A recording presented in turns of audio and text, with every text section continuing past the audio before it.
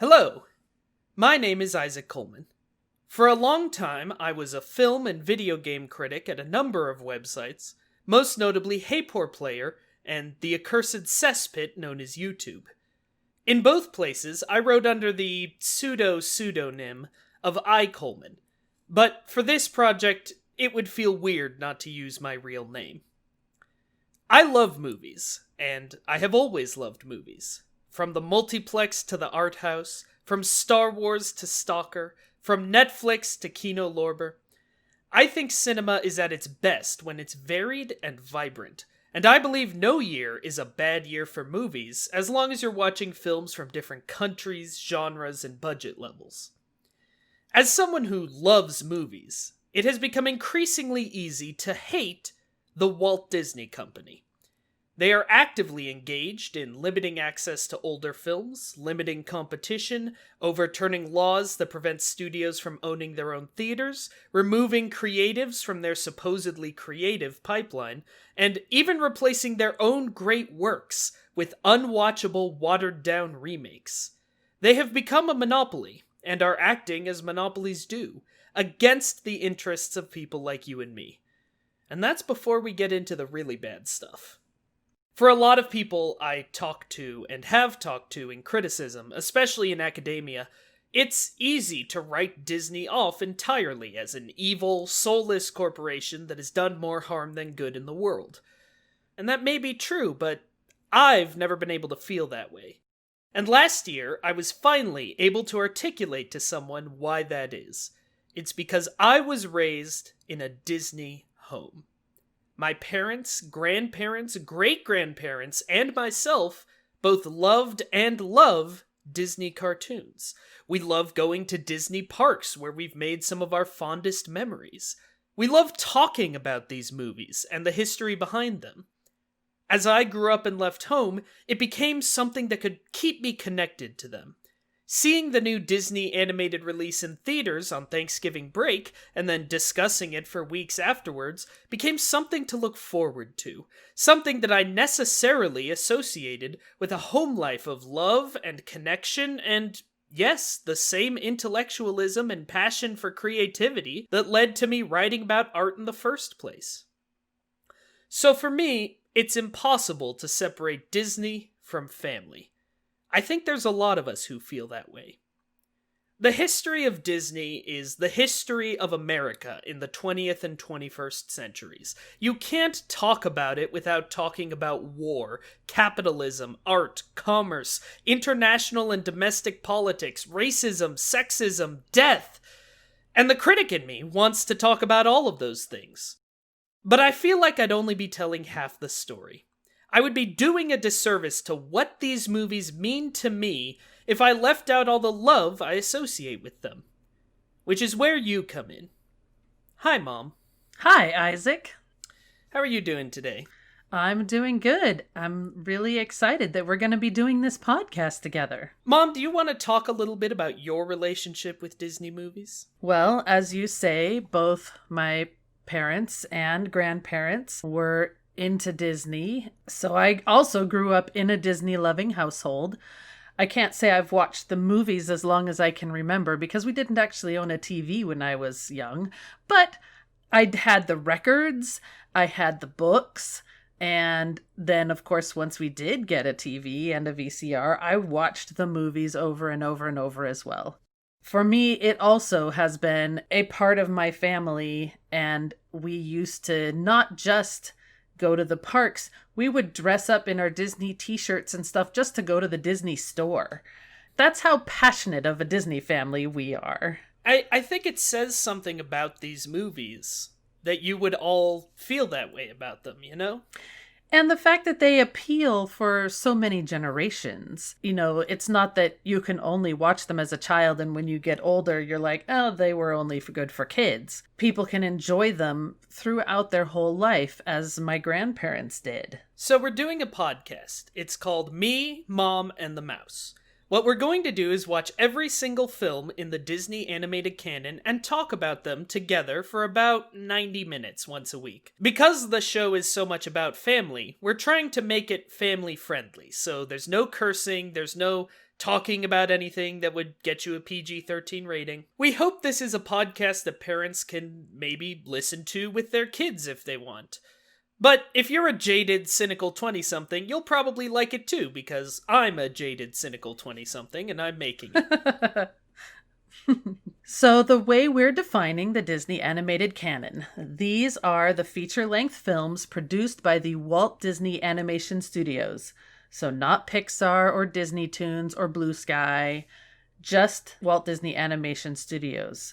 And we're going to go ahead and list those for you here so that you know what to expect. When we say feature films, it had to get a theatrical release. Correct. So we're going to start with the Golden Era. These are the original classics, and they start in 1937 with Snow White and the Seven Dwarfs, then 1940's Pinocchio, 1940's Fantasia, 1941's Dumbo, and 1942's Bambi. Then that's followed by the wartime era, which are collections of shorts that were made during the Second World War, starting with 1942's Saludos Amigos, 1944's The Three Caballeros, 1946's Make Mine Music, 1947's Fun and Fancy Free, 1948's Melody Time, and 1949's The Adventures of Ichabod and Mr. Toad. The war ends and Disney goes back to making longer films in what is called the Silver Era. These are also considered classics. Some people would argue they're better than the Golden Era, and these are 1950's Cinderella,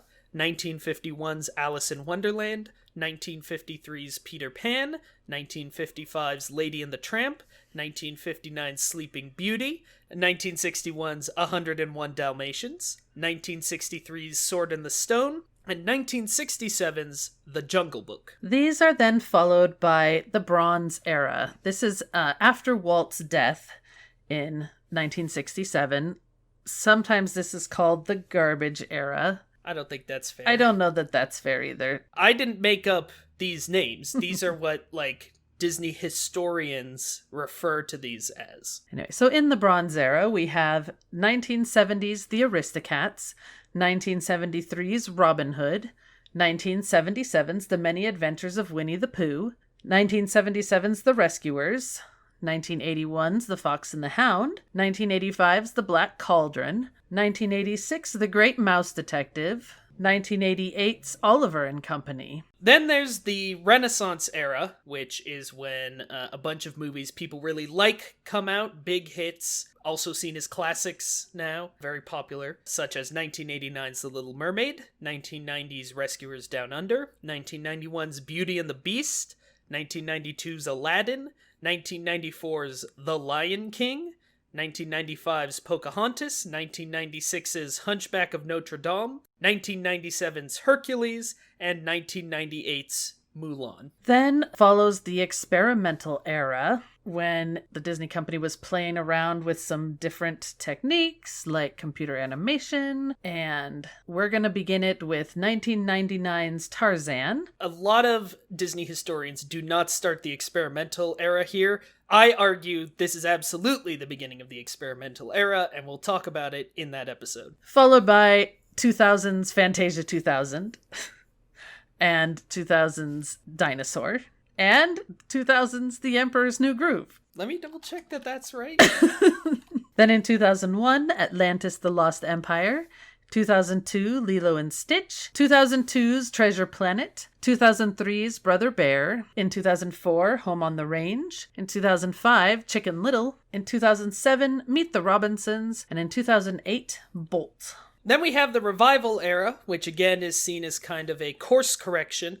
This is when John Lasseter takes over Disney Animation, and it starts with 2009's The Princess and the Frog, 2010's Tangled, 2011's Winnie the Pooh, 2012's Wreck-It Ralph, 2013's Frozen, maybe you've heard of that one, 2014's Big Hero 6, 2016's Zootopia, and 2016's Moana.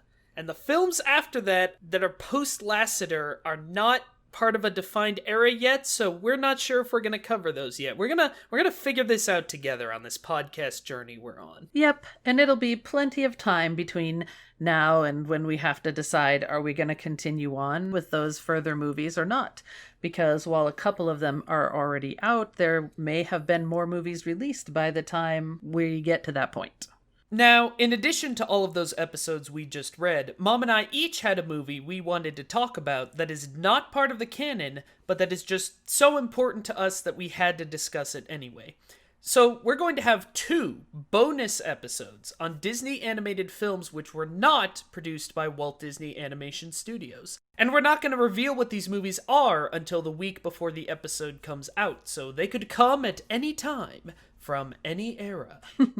We have proven on more than one occasion that you and I can talk about these movies for hours on end, as we have done it on car trips and just sitting around. So I feel like we can, bring our experiences and our knowledge to other people to share our family joy in these movies, and maybe then they will share some of theirs back. That's a really lovely thought. For me, it's a show about watching cartoons with your family. It's the Disney podcast I always wanted to listen to. One that centers what's so joyous about the experience of watching these movies, but where we don't have to be totally uncritical of them or the people who made them.